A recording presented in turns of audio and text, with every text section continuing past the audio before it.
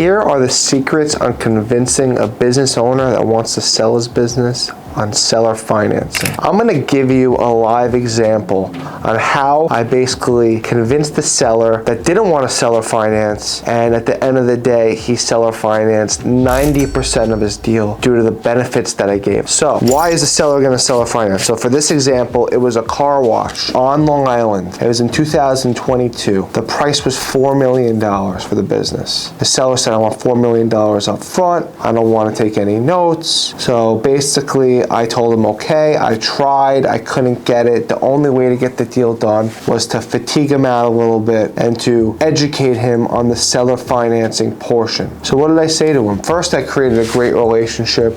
I did bring buyers to the table. I did tell them exactly what I said I was gonna do, which is huge. I communicated, I was responsive, and I was on my A game. That's number one. So the respect and the trust was there. Number two, I educated him on the market. I showed it to 40 buyers. No one's paying all cash. You gotta get creative. And number three, I completely educated him on how seller financing works. So when I opened it up to seller financing, the buyer pool got much bigger. I'm able to speak to all different types of buyers, all walks of life, people that could afford it, people that have collateral. So there's a lot of different bidding wars happening at this car wash due to that. Number two, deferment of capital gains.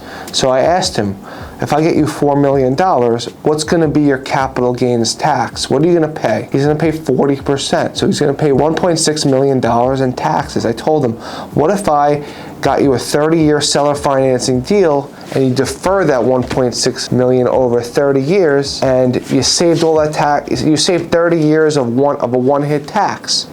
And the seller thought that was very intriguing. And then I pitched him the sizzle, the interest. Once he saw the interest on paper, I went to bankrate.com, amortization schedule, and then you can calculate the interest over 30 years. And he was making like over $1 million in interest. And it just hit home because he left all that interest to his kids and to his wife and to himself as extra gravy on top. So that's what convinced him and got him over the hump. He did the deal with $1 million down, and then they renegotiated and they put $400,000 down. He held a $3.6 million mortgage and they just paid him back. So he did get a lot of interest. He got 3 years of interest, but he also got a lump sum, so that can happen as well. There also was a prepayment penalty, so he did get a little more interest.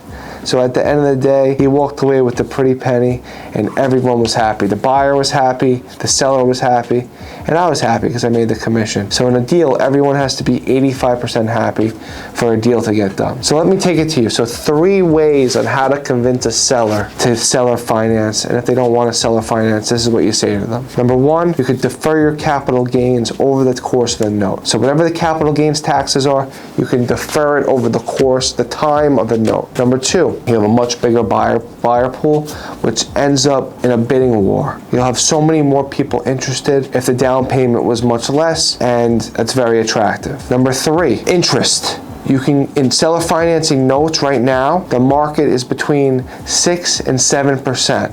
So you can earn that annually plus your note payment, and you can write off that interest as a taxable component. So you can write off interest, which is tremendous for you. So these are the 3 things that really make it enticing for a seller to seller finance. I like to make sure that the collateral is the business as well.